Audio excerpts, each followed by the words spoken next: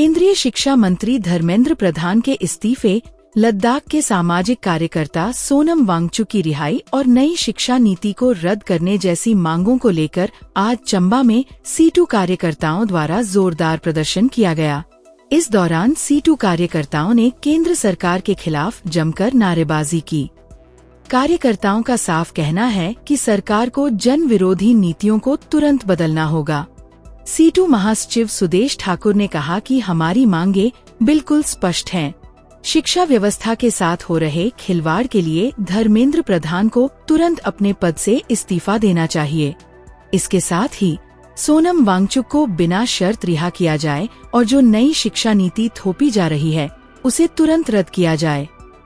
उन्होंने कहा कि अगर सरकार ने हमारी मांगे नहीं मानी तो यह आंदोलन और उग्र होगा।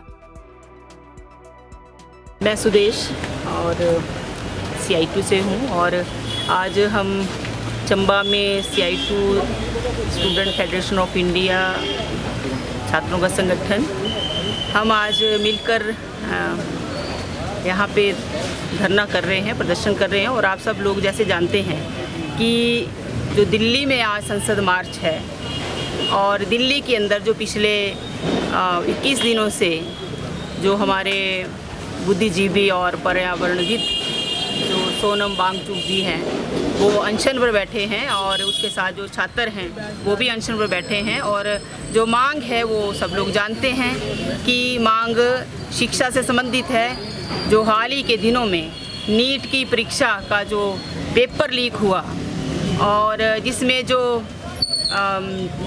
नेशनल टेस्टिंग एजेंसी है उसकी जिस तरह की जो भूमिका है जिसके चलते जो है पेपर लीक हुआ और उस पेपर लीक होने से पेपर रद्द हुआ और बच्चों जो है वो लगभग पूरे देश के अंदर जो रिकॉर्ड में आया है अभी जो सरकार ही बोलती है कि 22 बच्चों ने आत्महत्या की है उसमें। तो इसलिए जो है वो छात्र उसके बाद वो आंदोलन में हैं पूरे देश के अंदर और दिल्ली में तो संसद के बाहर जो जंतर मंतर पे है जो लगातार वो बैठे हुए हैं। मांग ये है कि ये जो NTA इसको आप ये रद्द करो इसको और जो आपका न्यू एजुकेशन पॉलिसी है जिसके चलते ये सारा हो रहा है उसको रद्द करने की मांग है।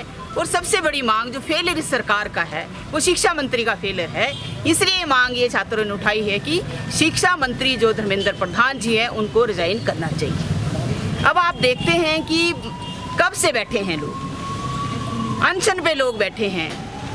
एक पूरे हिंदुस्तान के जो बुद्धिजीवी हैं सोनम वांगचुक जी, सरकार को क्या पता नहीं है क्यों बैठे हैं? क्या सरकार का फर्ज नहीं बनता है कि जो लोग बैठे हैं उनके दरवाजे पर उनसे बातचीत की जाए? तो बातचीत कोई नहीं करेंगे। लेकिन जब लोगों का जिस तरह से समर्थन उनको मिलना शुरू हुआ, धीरे धीरे जो है आपका जंतर मंतर भरना शुरू हुआ। जो देश के हमारे विपक्षी दल हैं वो भी जैसे जैसे वहाँ जाने लगे कि उनकी हालत ख़राब होने लगी। जो 19 दिन उस दिन हो गए थे जिस दिन उनको 20वें दिन में उठाया है सुबह, और जिस तरह से उठाया भी गया आपने देखा, हमने मीडिया में देखा कि वो सफ़ेद चादर का वो पर्दा करके और उसी में उठा के ले गए। आप देखिए मतलब सरकार की हालत क्या है इसकी।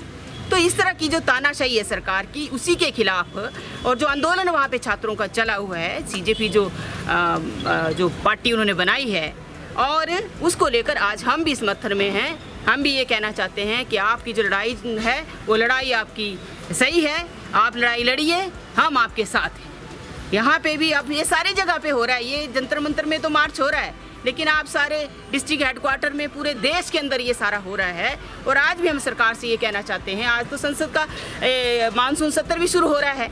तो सरकार को इस तरह का, सरकार जनता के द्वारा चुनी जाती है और जनता जब कोई मांग उठाती है, वो कोई सरकार से पूछना चाहती है, बात करना चाहती है, तो सरकारों का ये फर्ज बनता है कि बात सुनी जाए।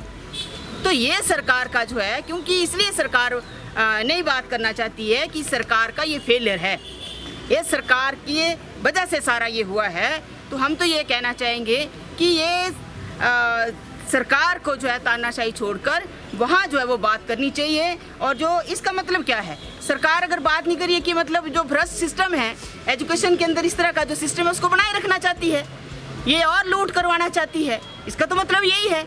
अगर ये सिस्टम को ठीक, या तो वो समझती है कि ये जो सारा हो रहा है ये ठीक ही है, तो वो गलत है, ये ठीक नहीं है। ये बच्चों की हत्यारी सरकार है।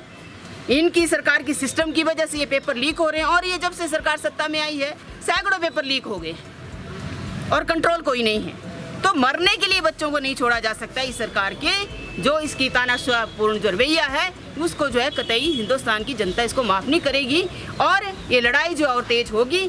हम तो ये चाहते हैं कि समय रहते सरकार बातचीत करे और देश का जो एजुकेशन सिस्टम है उसको सुधारे। इस तरह का जो NTA या कोई एजेंसी इस तरह के बना के जहाँ BJP के लोगों को, RSS के लोगों को बीच में शामिल करके और भ्रष्टाचार सरकार करवा रही है। आप देखिए कहाँ भ्रष्टाचार नहीं है। राम मंदिर के नाम पे चंदे को खा गए। अभी वैष्णो माता में जहाँ जितना धार्मिक संस्थान है सारी जगह लूट है। कौन लोग हैं उसके अंदर? इसी सरकार के लोग हैं। उसके ऊपर कोई कार्रवाई नहीं है। मंदिर में चोरी हो गया, चंदा खा गए वो लोग, इनके लोग हैं RSS के, BJP के, उसके ऊपर कोई कार्रवाई नहीं है। अब बुलडोजर नहीं चलता है।